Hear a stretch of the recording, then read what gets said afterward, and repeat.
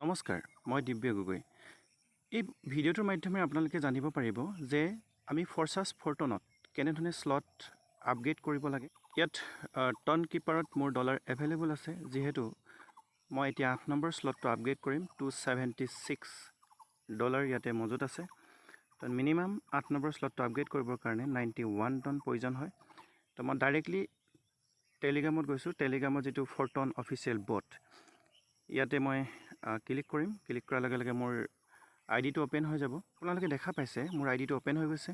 এতিয়া যিটো upgrade option আছে, আপগ্ৰেড অপশ্যনত মই ক্লিক কৰিছোঁ।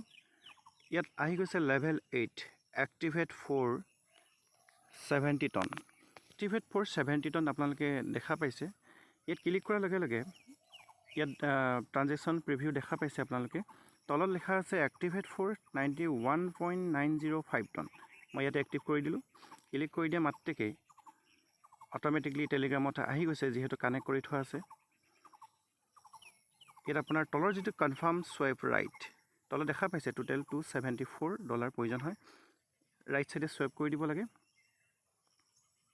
তাৰপিছত যিটো আপোনালোকে পাৰ্চত বা ফিংগাৰপ্ৰিণ্ট দিছে, দিয়াৰ পিছত আপোনাৰ স্লটটো আপগ্ৰেড হৈ গৈছে। এক্টিভিটিং দেখুৱাই আছে। অলপ ৱেইট কৰি দিয়াৰ লগে লগে আপোনাৰ স্লটটো আপগ্ৰেড হৈ যাব।